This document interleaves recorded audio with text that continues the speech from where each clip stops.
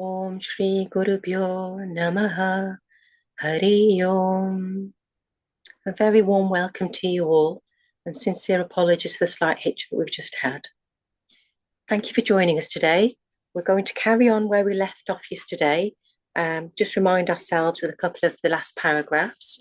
We're on chapter 10, which is called Beyond the Boundaries of Words, and we're on page 94.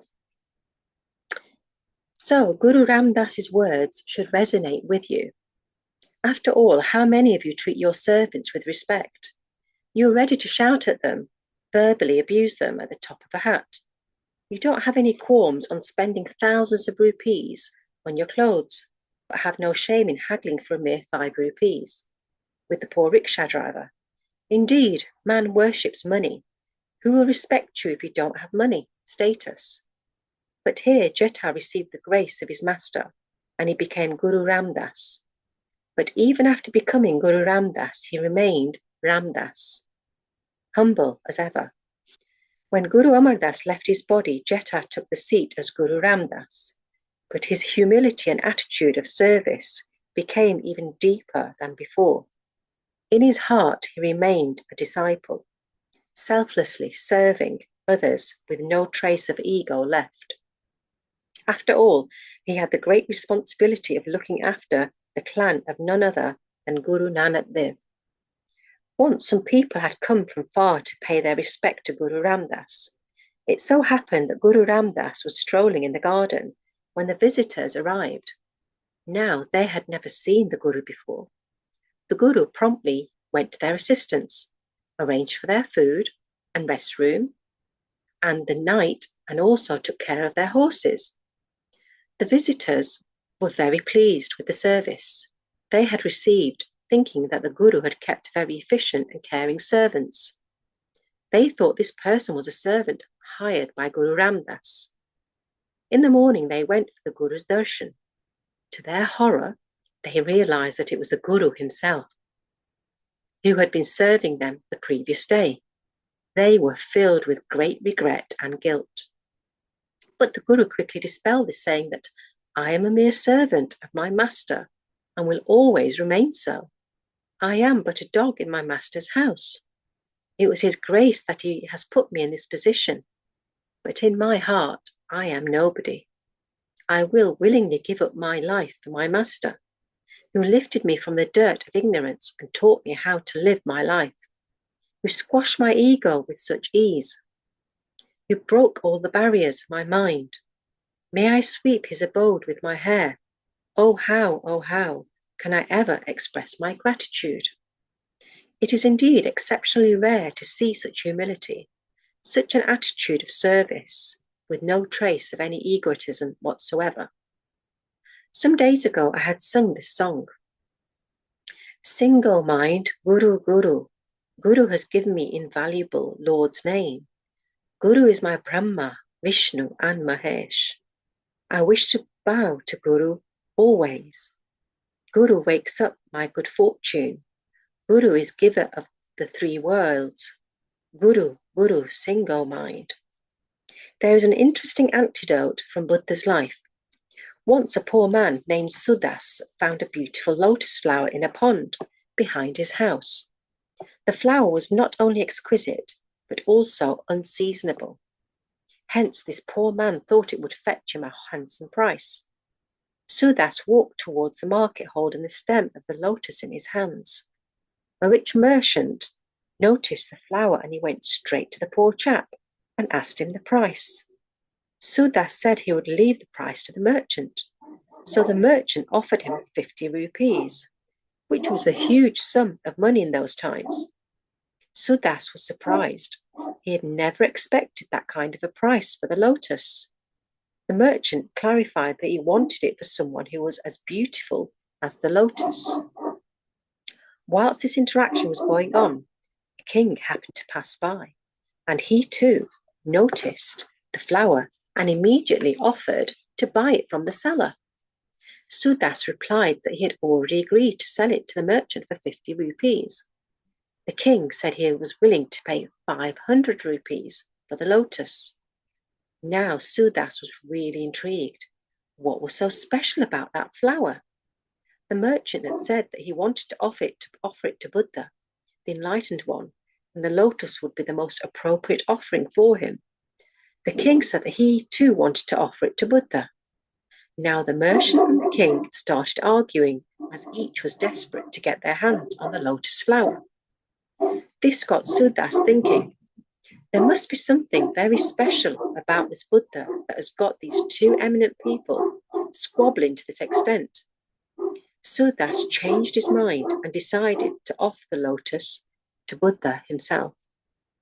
The king and the merchant tried their best to convince him otherwise, but he did not relent. Finally, all three reached Buddha. Sudas placed the lotus at the feet of the Buddha. The compassionate Buddha peered into his eyes and asked him why he didn't take the money for the flower, as it was a handsome amount. Why did he choose to give it to Buddha? Sudas replied, Sir, I don't know who you are, and equally, I don't know how I will benefit by offering this lotus to you. I, however, do understand that there must be something extraordinary, exclusive about you that has made these two gentlemen forget their civility and resort to such an uncouth behaviour. The money I would have got from selling the flower would not have lasted forever. On the contrary, this opportunity I have got is priceless, absolutely invaluable. Buddha held the lotus in his hand. Interestingly, however, he kept on holding the flower as he walked to the stage, platform, and sat down without saying a word. He was supposed to give a discourse, but instead he kept on quietly gazing at the flower, not once glancing at the disciples or the listeners who had gathered for his discourse. Needless to say, everyone was completely bewildered by the course of these events. The whole gathering was enveloped by the silence. Everyone was waiting with a bated breath. Suddenly the silence was pierced by hearty laughter.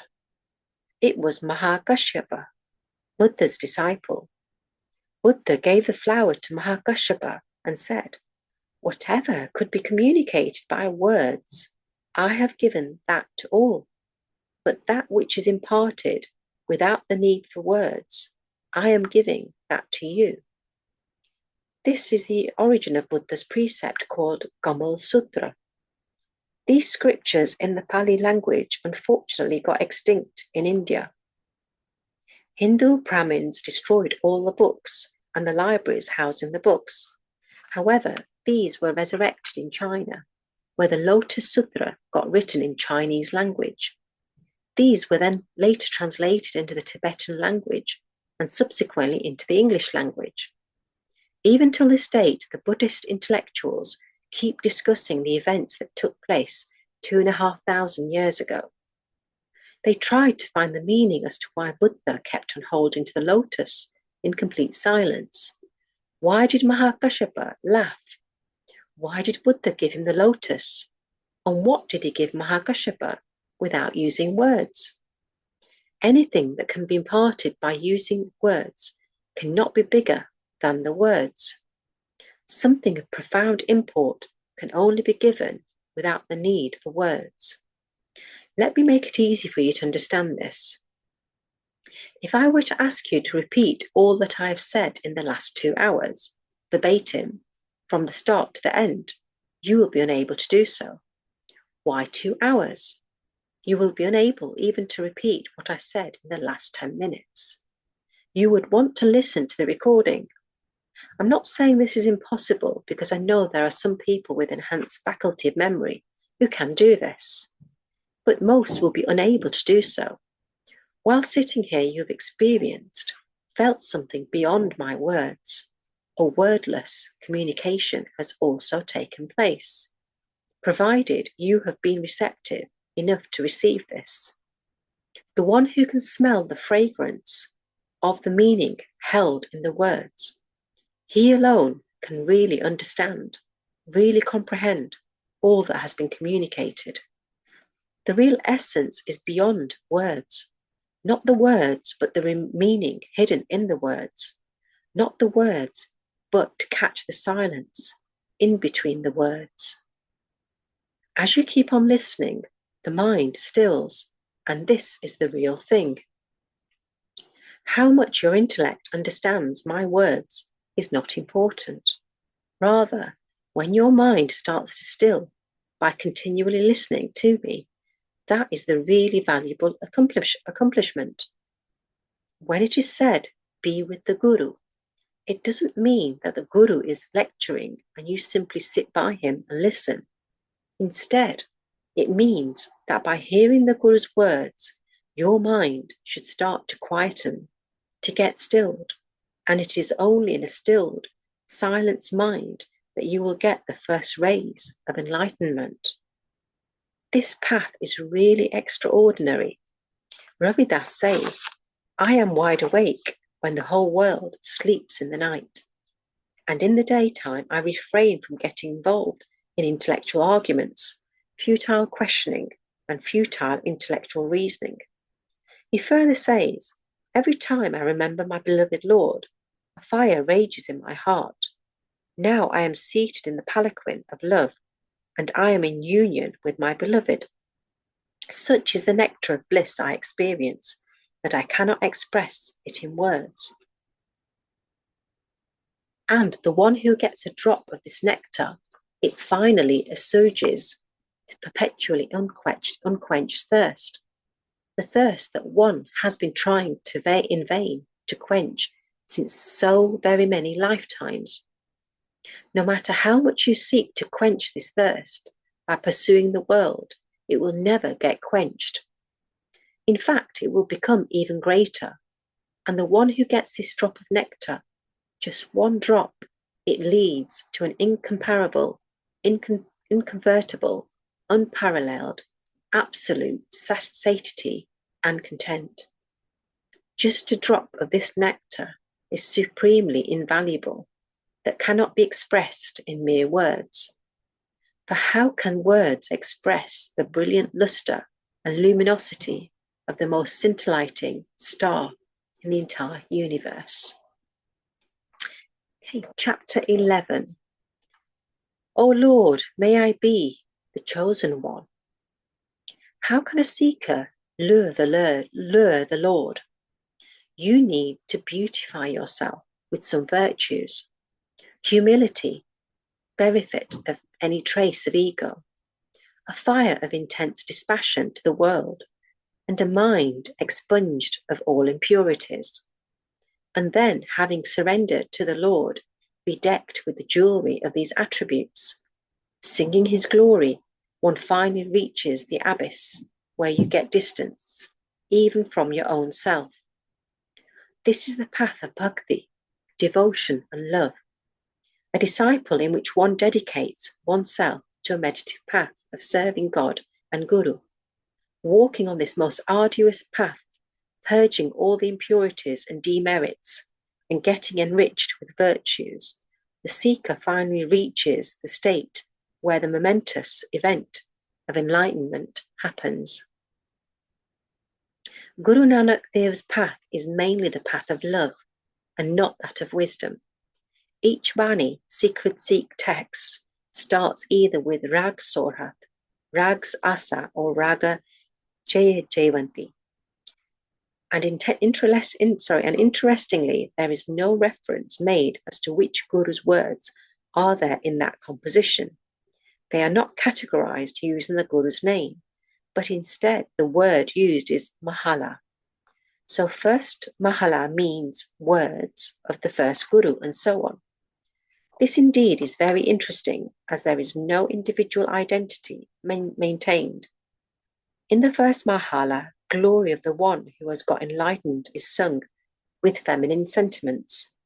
You are the one who is truly beautiful. You are the one who will never be widowed, as you have wedded the eternal Lord, who is never born and who never dies.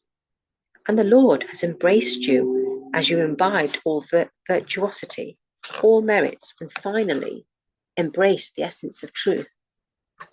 When you imbibe and assimilate all virtues and merits, then you soar so high above the others. You didn't want to rise above the others, but by virtue of your merits, your austere spiritual practices, such was the showering of grace on you, that you became the foremost prefect. Guru Nanak Dev continues, you are the maestro of all melodies. Music was pivotal to Guru Nanak Dev, and he had a deep knowledge of musical notes and the various ragas. So when he would sing in the morning, his singing would be based on a morning raga, and moreover, even the discourse would be in harmony with the morning raga. In fact, music is divine, and there is an amazing connection between melody and a mystique. Guru Nanak Dev's disciple, Mardana, would play the rabab, a stringed instrument. Mardana would often jokingly say that the only reason Guru Nanak had kept him by his side was because he could play the rabab. See, Mardana was a childhood friend of Guru Nanak Dev, hence they shared a friendly camaraderie as well, with presence of friendly jest and banter. Mardana would play the rabab and Guru Nanak would sing, and there was no right time or place for this duo. Be it midnight or afternoon, it was up to Guru Nanak's whim and fancy. It wasn't as if Guru Nanak would plan and ask Mardana to get the rabab. Mardana was so aware and so deeply in tune with his master that just by watching his face, he could make out what Guru Nanak would commence singing. Now it is said that Mardana had a weakness for food and would be constantly hungry. Guru Nanak would give him the permission to look for food, and when Mardana would go out to get the food, he would meet different kinds of people, some kind-hearted and others of devilish disposition. It is said that sometimes he would meet sorcerers who would hypnotize Mardana and transform him to sleep, and then Guru Nanak Dev would go to release him. It is not that literally his body would get transformed. Rather, the hypnotist would hypnotize Mardana into thinking that he had turned into a sheep. Mardana always remained with Guru Nanak Dev, and an important reason was his musical talent, his voice and his rabab, and he would be prepared at all times, for he knew when Guru Nanak would feel like singing. O Lord, behold this adornment of knowledge of love, for it is you who has adorned me with these alluring attributes. It is you who has chosen me. Rumi has said that it is beyond the ability of any man to search for God and say that he has finally found God. When you seek it, you cannot find it. God can be attained, but not discovered. As in culmination of a search or a quest, this is a profound statement indeed. God is beyond the reach of human quest. The only way he can be attained is if he so wills, if he finds you. An artist wanted to make a portrait wherein the face was demure, affable, and expressed innocence and love. He moved from one place to another, searching for that particular face. But all he could see was faces expressing anger, greed, envy. He finally wandered off to the mountains where he came across a young shepherd. Now, this shepherd's face had that pristine quality he was looking for, reflecting innocence, love, and compassion. He agreed to be the subject of the artist's portrait. It took the artist several weeks to finish the portrait, but he was mightily pleased with himself with the end result. He offered some money to the shepherd, who politely declined, saying that all he had done was simply sit in one place, and it was the artist who had taken all the efforts. The artist displayed the painting in his art gallery, but never sold the painting, as he regarded it as his very prized possession. After all, it had taken him a lot of effort to find that unique face. After some time had lapsed, the artist again had a desire to paint another face, but this time he wanted the portrait to be a complete contrast to his earlier painting. He wanted a face reflecting anger, envy, egotism, and evil. He started visiting gambling houses, liquor bars, and red light areas. He was looking for a face that reflected such barbarism that there would be no other bigger savage than that person. The face of the shepherd had reflected divinity. Now he was looking for one that reflected evil, complete depravity and cruelty. He continued his search by frequenting various prisons and asked the warden if they had seen any criminal whose face sent shivers down their spine. One prison warden answered in the affirmative. He said that there was one highly vicious and monstrous prisoner who was due to undergo capital punishment. The warden took the artist to the prisoner's cell. In keeping what the warden had said, the artist shivered at the sight of the criminal. Nevertheless, he requested the warden to permit him to make a portrait of that prisoner, albeit from far. The warden relented. The artist commenced his work. Soon he realized that the criminal was actually helping by quietly sitting in one place, without showing any anger or aggression towards the artist. The portrait got completed by the 6th day, and the artist was gathering his work tools and winding up when he heard someone crying. He looked around, and to his amazement, it was none other than the criminal he had been sketching. The prisoner called out to him and said, "Haven't you recognized me? 20 years ago, you had sketched my face on the mountains. I am that very shepherd." The artist was stunned. The prisoner sobbingly continued, "Life took an unfortunate turn.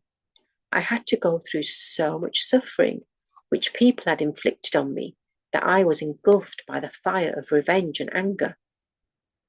I avenged my loss and anguish by killing the perpetrators.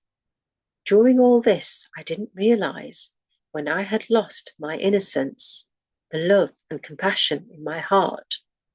All humanity had left me, and I had turned into a savage. Two completely contrasting faces, the genteel face of the shepherd and the brutal face of the criminal. Yet they both represented the same individual. Human mind has both nectar and poison. It is up to each individual what he or she decides to express. End of the day, man is an animal, and it is easy for a man to slip into an animalistic tendencies. It is indeed very difficult to be a human. The one who is humane is a human. History has recorded the gross misdeeds of many a cruel man. Hitler, Barber, Stalin, to name a few. These were extreme examples of cruelty, but there are scores and scores of people who may not be that monstrous, but are nevertheless indulging in varying shades of evil. And then there are acts that people would not generally regard as wrong, like destroying plants, plucking and crushing the flowers, leaves, breaking the tree branches. These may seem like innocent acts, but they are not. This is a reflection of the mental violence which is being turned onto the helpless plants and trees. Do you know that the tree under which Buddha attained enlightenment, even on this day, the leaves exude a fragrance?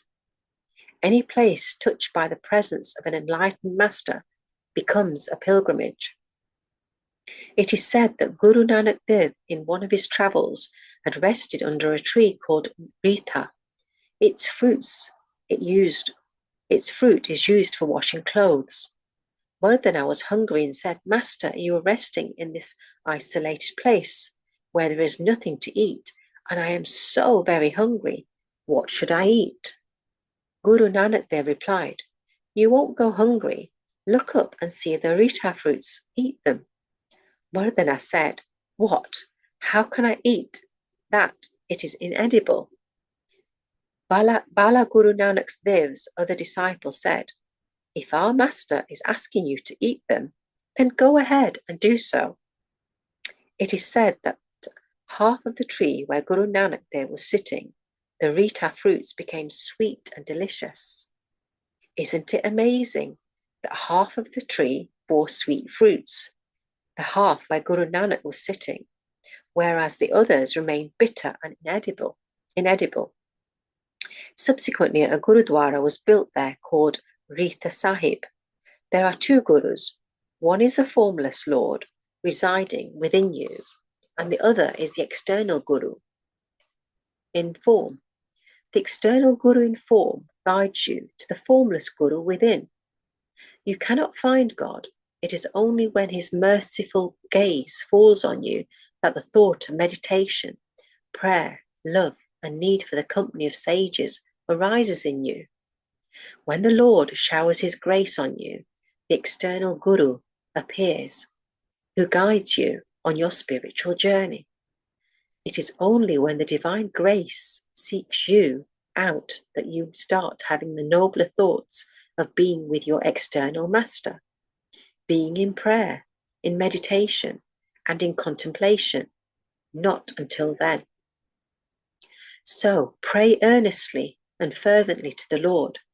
O Lord, seek me out and shower your divine grace so that my journey comes to fruition, that I finally become a whole after suffering the agony of feeling incomplete for aeons.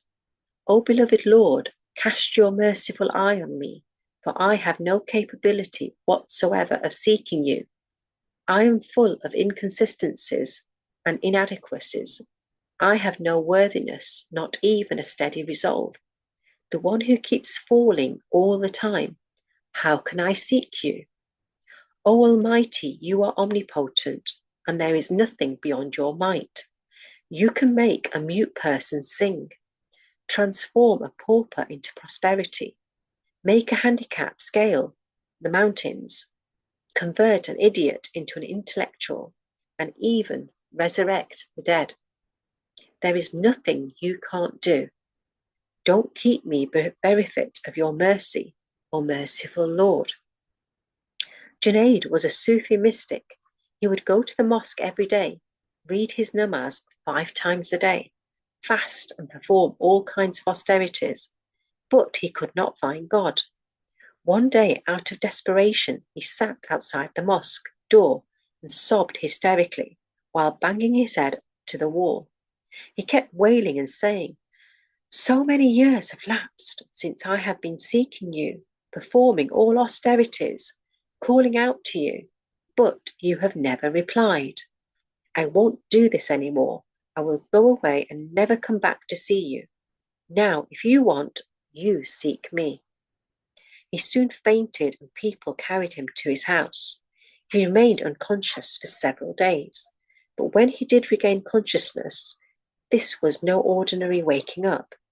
He had woken up from the inside, had attained enlightenment. However, he never returned to the mosque. Someone asked him why he didn't do that anymore when earlier he had spent his entire life doing so. Junaid replied, "Earlier I used to go. That was uncalled for. It is still unnecessary. When I used to frequent the mosque earlier, I used to go with the intention of finding him, when all the time he was right within me. Hence, that was a wrong thing to do.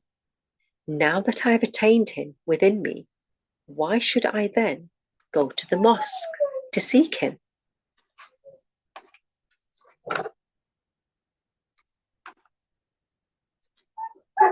When you tread the path with such feelings and sentiments, there will be no room for any obstacles. Leave the entire burden to the Lord within and walk free, free of all anxieties and doubts, free of all fears and insecurities, free of all bondage and limitations. The one who is carrying the burden of the entire universe will he not be able to carry yours too? Surrender to his will and experience the ultimate freedom. Then whatever will be, will be.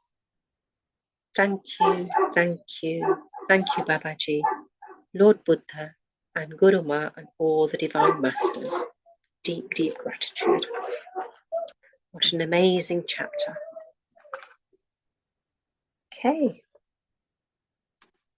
Kindly sit in a meditative position. Cross your feet. Clasp your fingers into fingers.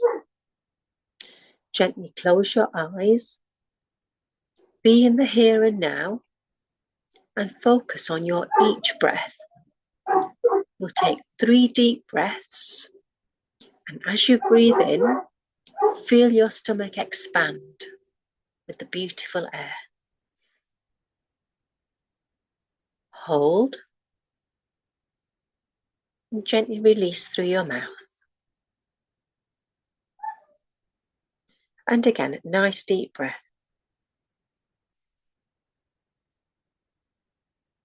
Hold. And release. And another nice deep breath. Hold. And release. Now gently be here in the here and now.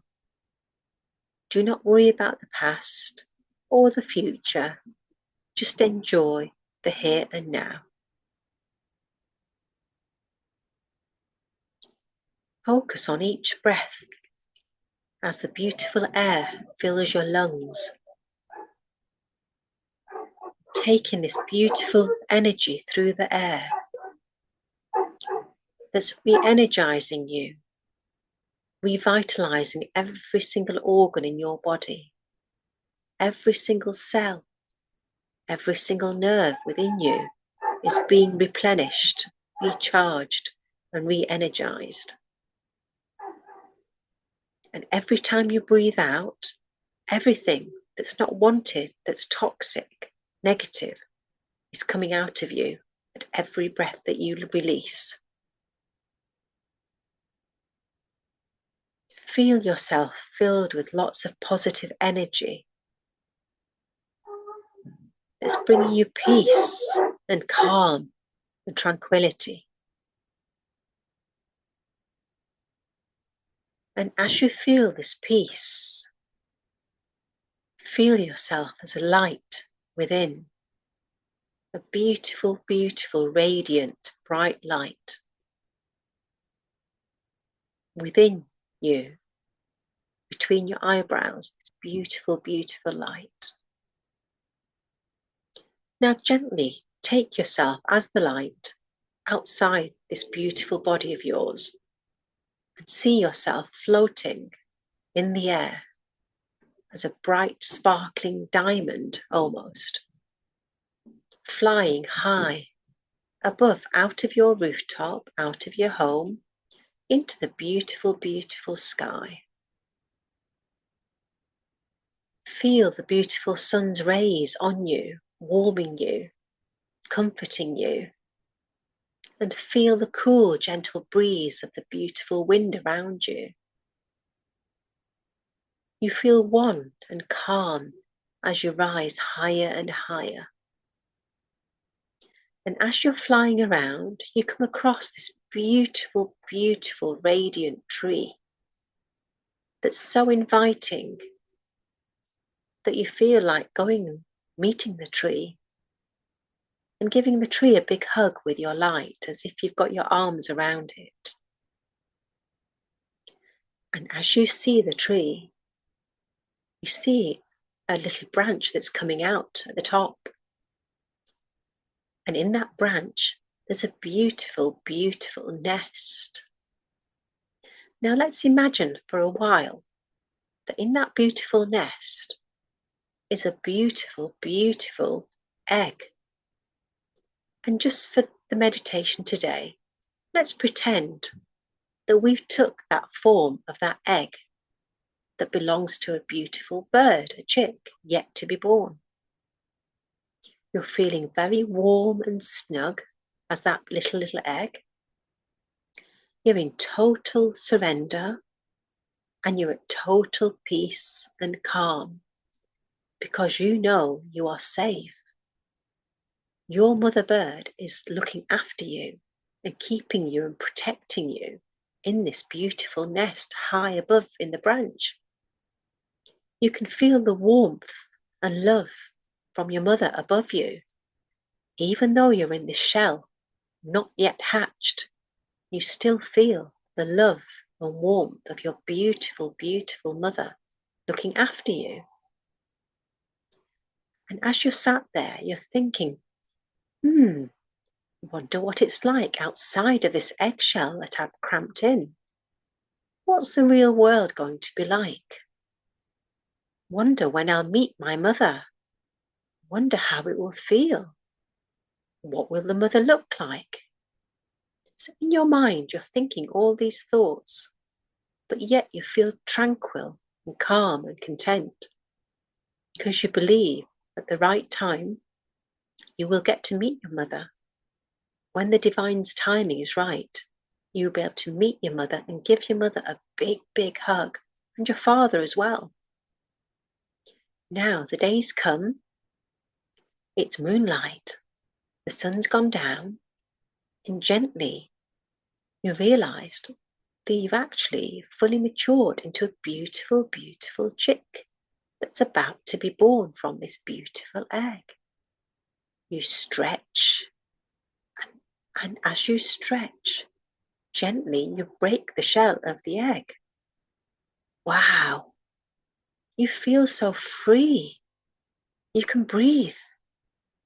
You take in the first gasps of air, and your eyes are shut at the minute because they're nice and watery. But as you feel yourself becoming stronger and stronger every second, all of a sudden, your mother's not over you, but by the side of you, looking at you with so much love and joy in her eyes, thinking, oh my God, the moment has arrived. My beautiful egg is now my beautiful little bird.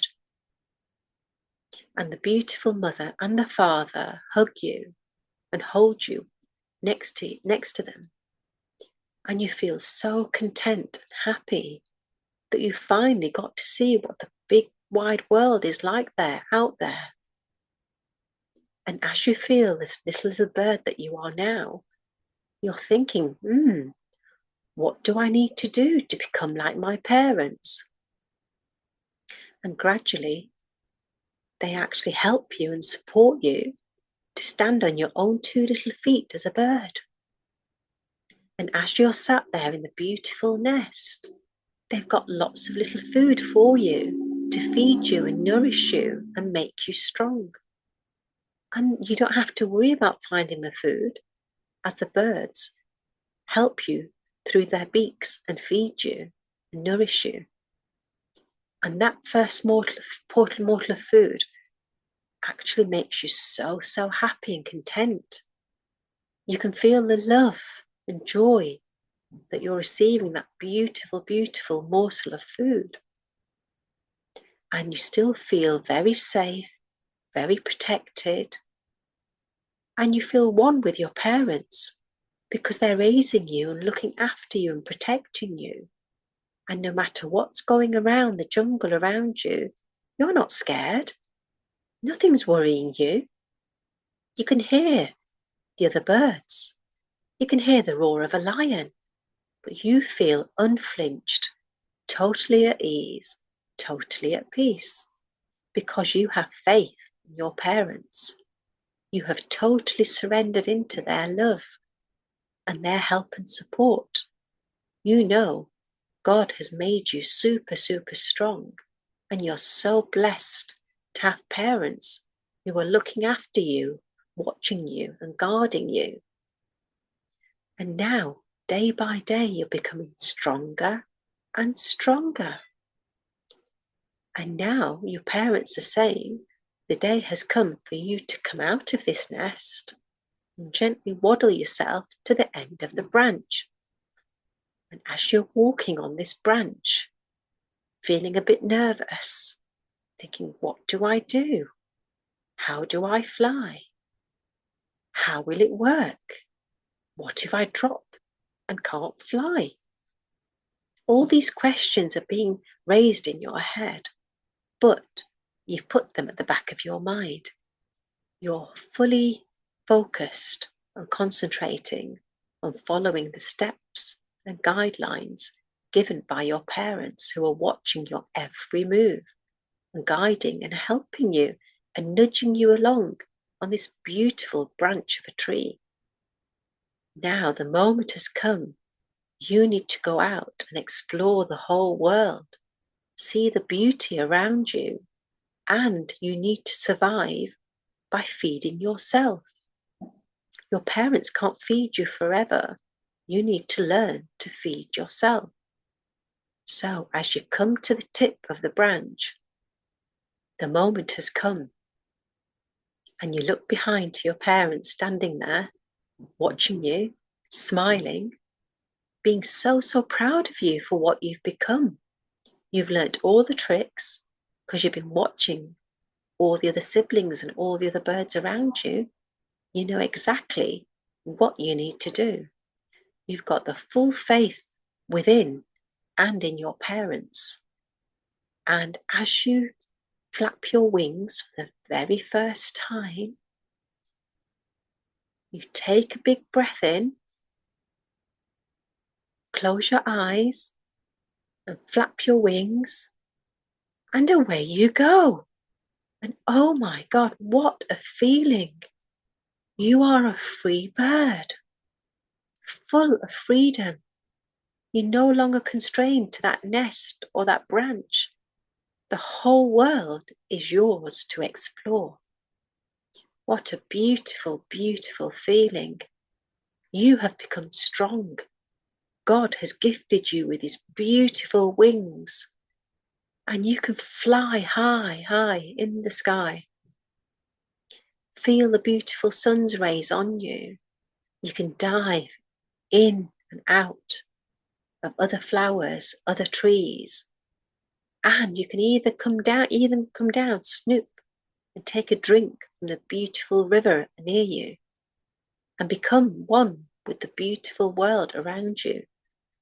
And as you're on the ground, walking on the ground, you look up and look at your both parents with their wings with each other, as if they're cuddling each other, saying, "Oh my God, how proud are we? We have taught our child how to fly." And they look so happy and content that you have now found your own freedom to fly and become who you actually are. No longer a chick, totally reliable on the parents, or an egg that's just totally surrendered. You are your own fully fledged, beautiful bird with beautiful shiny feathers. And you know all that you need to do to feed yourself, defend yourself, and keep yourself safe. What a beautiful, beautiful feeling. And as you fly around, you say your gratitude to the universe for giving you this beautiful body as a bird, because you feel one and content. You are doing everything that you need to do as your dharma as a bird.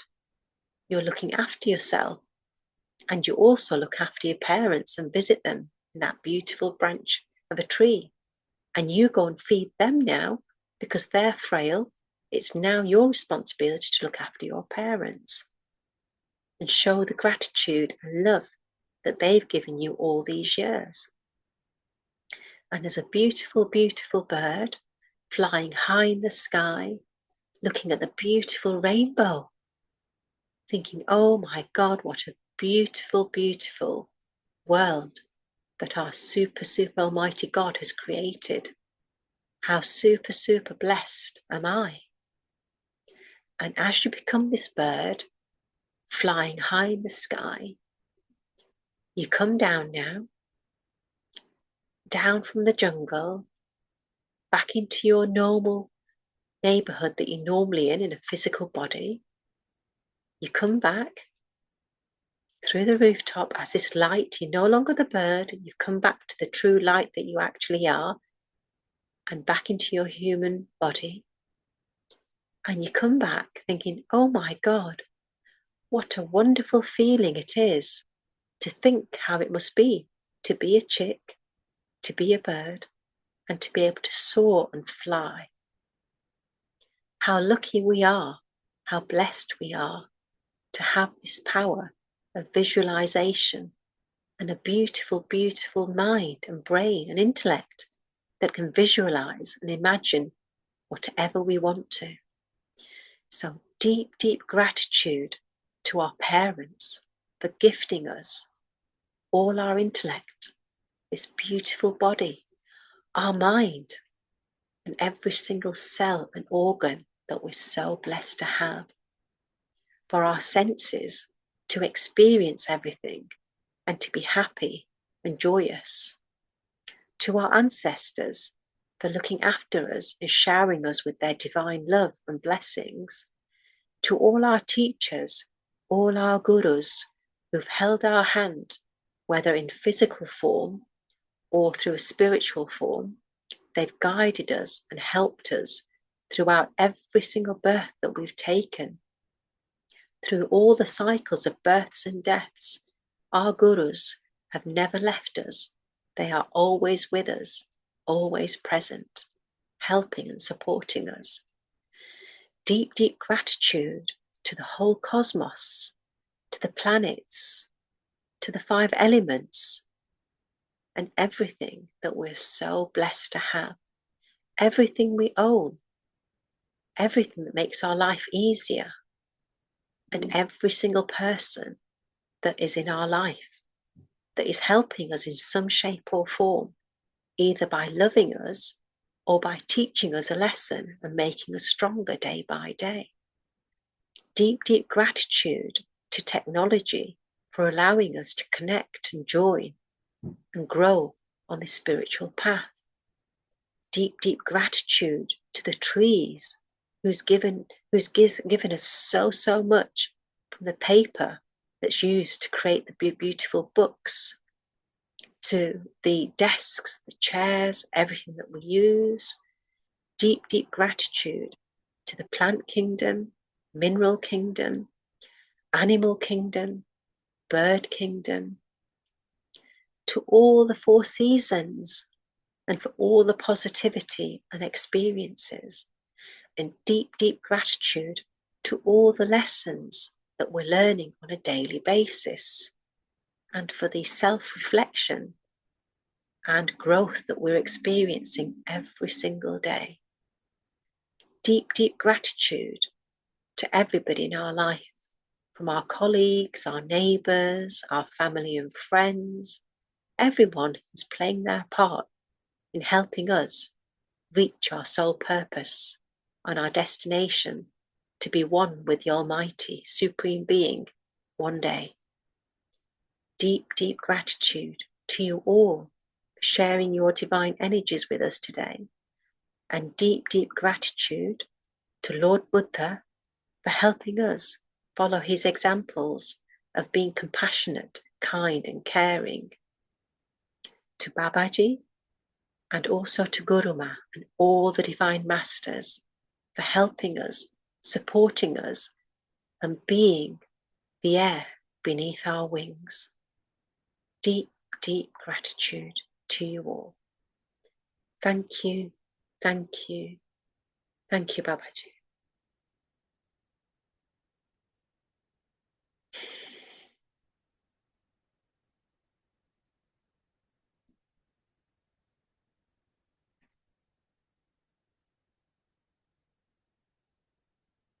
Kindly rub your hands, put them over your beautiful eyes. Feel the positive cosmic rays. Gently open your eyes within your hands.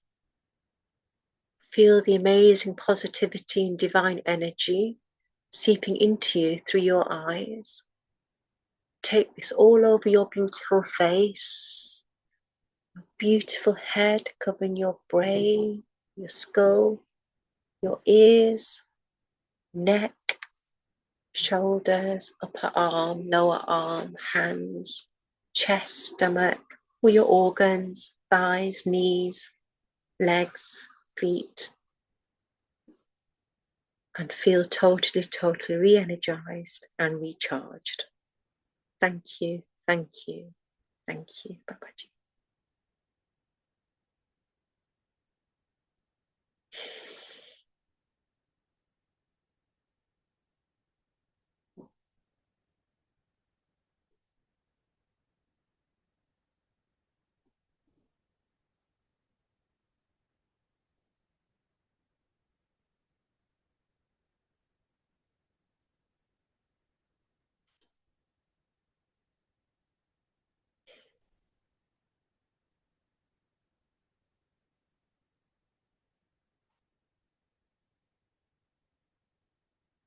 Divine Masters, kindly come out of the meditation now and kindly share your reflection of the chapters that we've read today and the beautiful meditation. Thank you. Thank you, Beauty of Gratitude, Meenaji, for such a wonderful chapters. And the reading is so nice. First of Sant Ramdas ji about that. There are so many people who are very down to earth, who are wearing very simple clothes, and they are having holding a very high regard, and no one can realize like these are the masters and wearing very simple clothes. Like the people who were thinking like he's a servant and doing, but later on they realize it is a guru. It shows selfless service.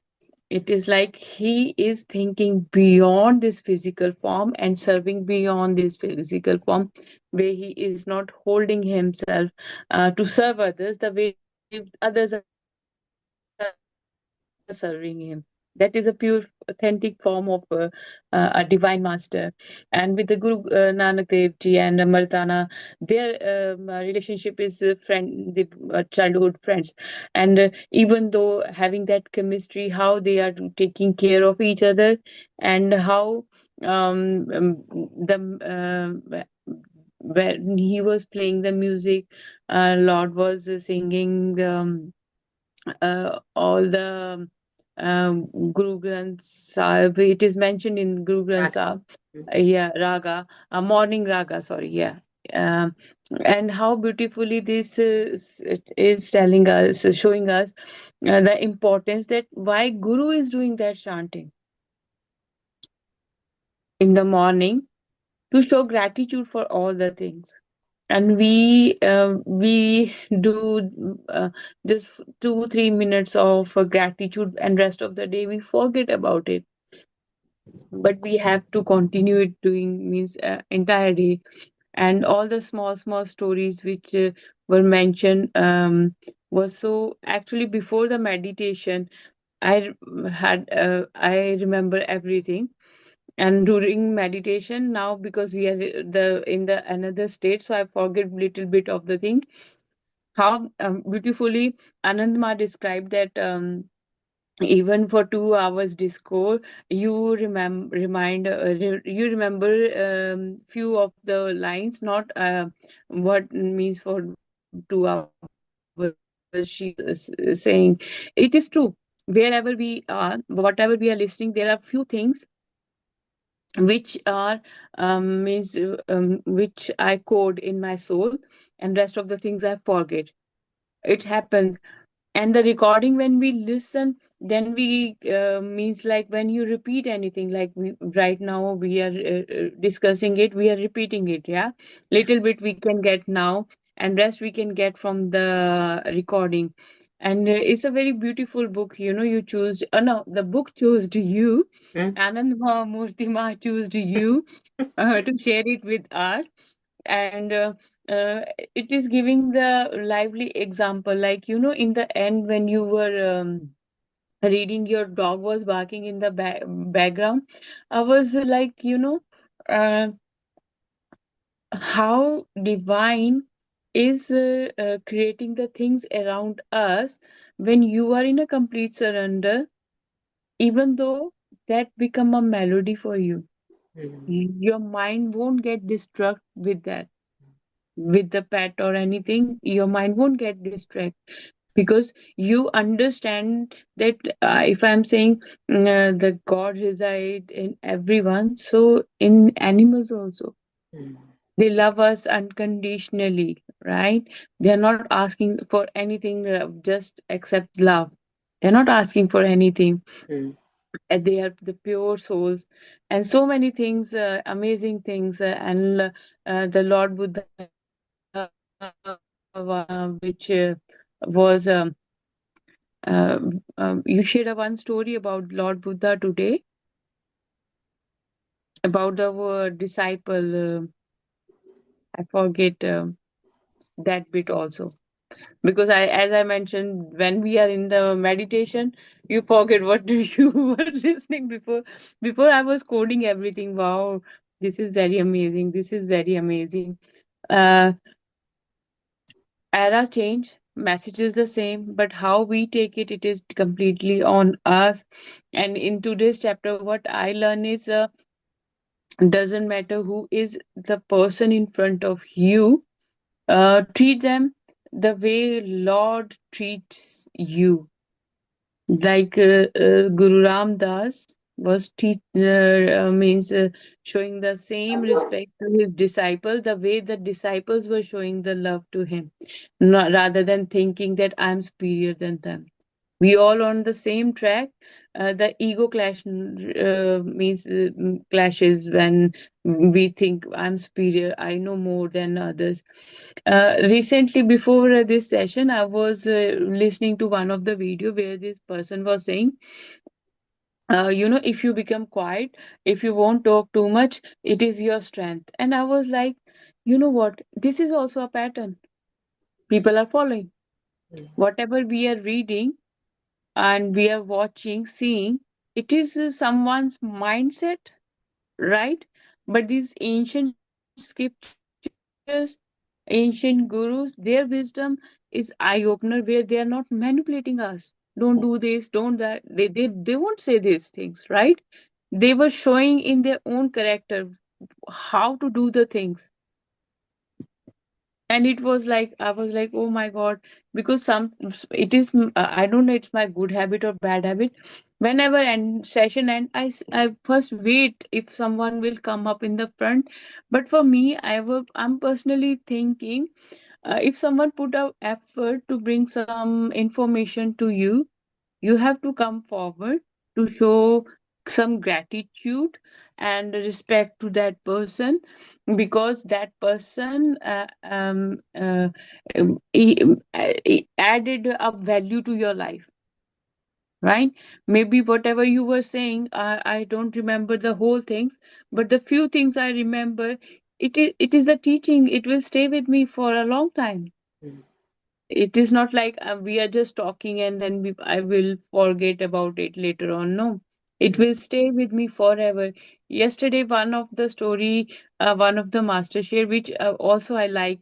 It is like pattern, like where one lady, she had her daughter's wedding in her home, and she was like, okay, well, I have to buy a few dresses, it's my daughter's wedding. So she goes to market and she bought one sari and one lehenga. She was very confused, asked a couple of questions to the shopkeeper, you can suggest me what I have to buy. He said, these are the top two things, so you can buy the lehenga and the sari, and it's completely your wish. She came home because she'd never made the choice before. She was confused in the beginning before going to the shopping what she needs to buy, so she go with the shopkeeper's choice, right? Lehenga and sari. When she came back, she showed the entire family members, look, these are the two dresses, I buy. But can you guys tell me which one I means is the best for the wedding day? So everyone says something. Then her husband says, no, I think you need to go with the sari.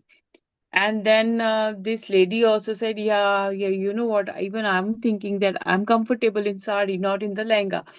And then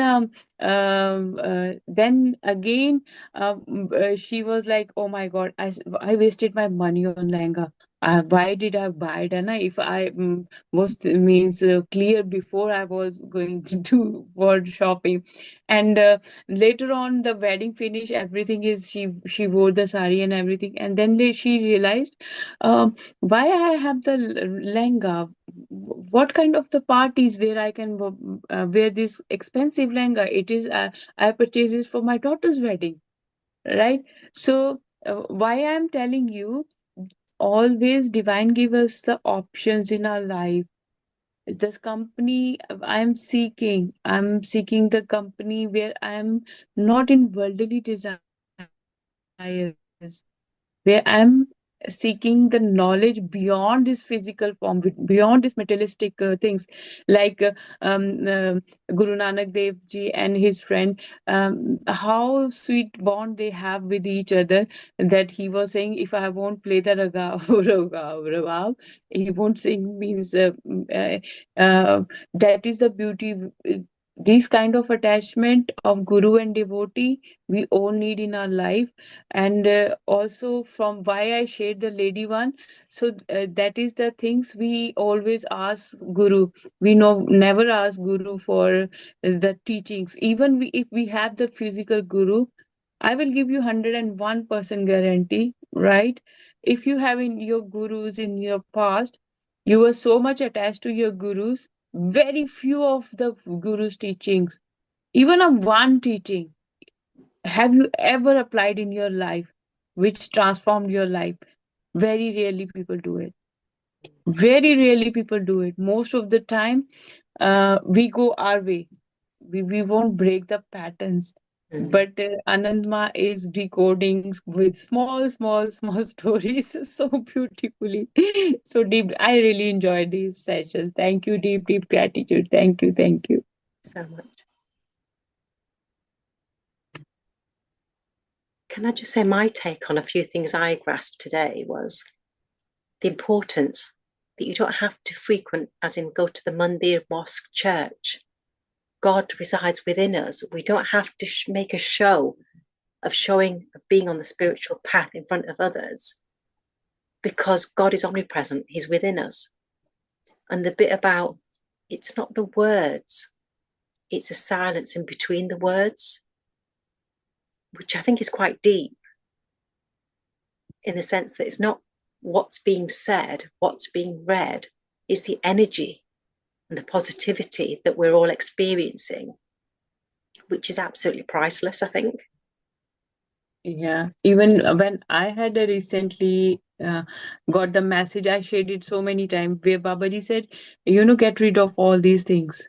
I don't have any disciples' picture and anything in my home.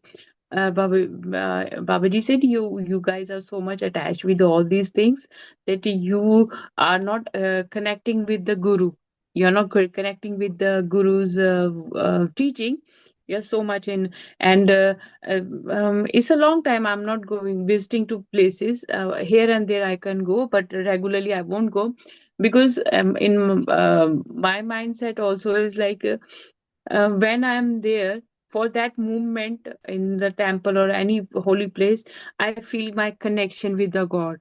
But because I am a meditator also, I think that's why when I'm doing meditation, I'm feeling my Lord.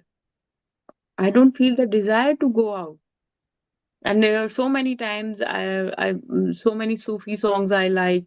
I like bhajans. If I want, I really want to go somewhere, I just turn my headphones on and I just listen to them, and I'm in that zone. Sometimes we are so excited to go to holy places. I'm physically there, but mentally somewhere else. Sometimes you are physically at your home, and mentally also you are connected with the Most High. Right now, like during this session, during meditation, I have no idea where I am. I was completely lost in Lord Buddha. I'm just enjoying his presence. I'm just enjoying the peace. You know, that is more important.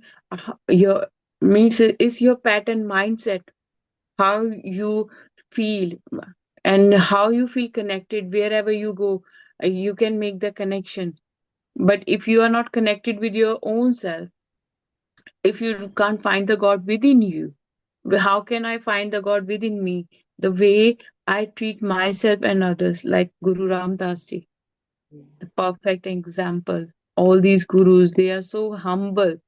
They give priority to others the same way they treat others, the way people treat them. So, it's Shabri, yeah, Lord Rama, when she offered him, she was checking that which one is the nice one, so can I that, so I can give it to the Lord. And God, Lord didn't check that it is, she is giving me, kind of, she is eating and then she is giving me. He was seeing her passion behind it, her unconditional love, her devotion in this. Means if a normal human being, if someone give me like this, I might, judge that person. Seriously, we judge it. If you right now you think about it, you will judge that person immediately. How come? But the masters, they are doing these things. And when you were even sharing, it is coming in my mind like, look, Lord Krishna was taking the care of chariot during the Mahabharata for Arjuna, Lord himself. So it's very deep, when we start talking about it, it's very deep. uh, that wherever you are, you can feel the energies, but the only thing, Lord Krishna giving him in the middle of a war, giving him this divine knowledge in the middle of the war. And if we think like that was not a holy temple or some place, holy place, right? So what teaching we are getting from that situation, wherever we are battling in our life, if my inner peace is um, I'm connected with my inner peace, I can level up, I can find the God within me. And don't think that the God is not getting angry. Oh, they all face the same thing like us, right? But how we take it in our life, that is most important thing. So deep, deep gratitude, for this discussions also. And Healthy egotism, discussion. ego is a big thing as well. Mm, Abhiman, you always think you're superior to other people around you, and it's hard to have that humility. And I think mm. personally, that's my take from this chapter. Guru himself was acting like the servant. How amazing is that? No ego whatsoever, not an ounce of ego. That is, they are the true devotees, na? They are in a complete surrender. But if I'm in a complete surrender, I won't say, you will say, oh, Amina, this is my session. Guys, come and join. No one will join it. No, seriously, yeah. Or if I say, I'm Monica, yeah, come on, this is my channel, my thing, come here. No one will come. When you are in surrender, you request people, please, can you come? Let's do it together. It makes sense, right? You are not only reading it, you are on the same time, you yourself is learning also. What happened is, like, I don't know with you this thing happen or not. Even when I was doing unified course, whenever I was reading, I was making sure, am I doing the same thing for myself? Forget about the rest of the people.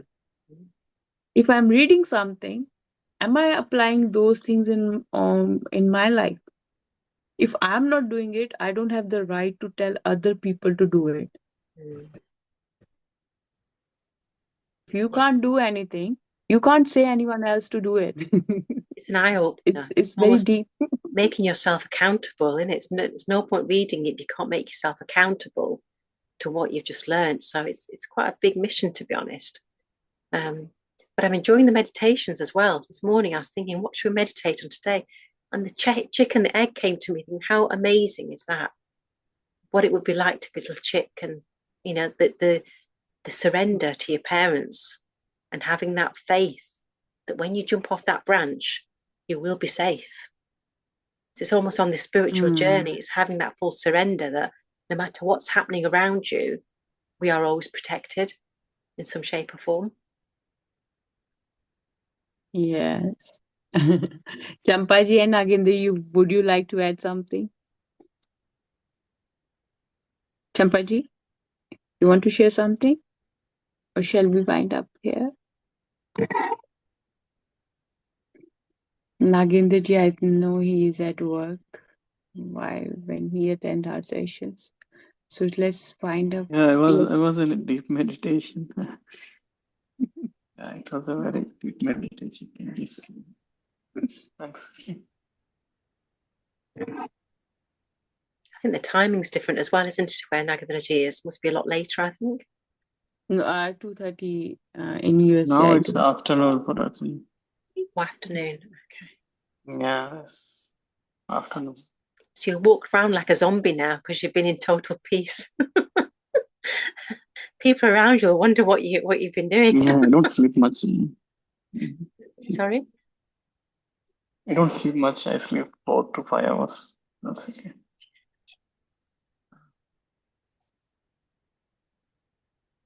Whenever I get time, I do meditate. Beautiful. I think Champaji has gone to sleep. Champabin sui gaya?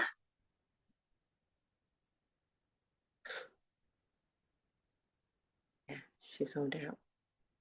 Yesterday there was some issue with her phone, mic. So she was telling us maybe right now is the same.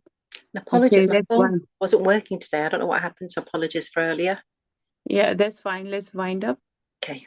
Deep, deep gratitude. Thank you so much, everybody. Look forward to seeing you tomorrow for Friday session. Thank you so much. Have a lovely evening. Deep, deep gratitude.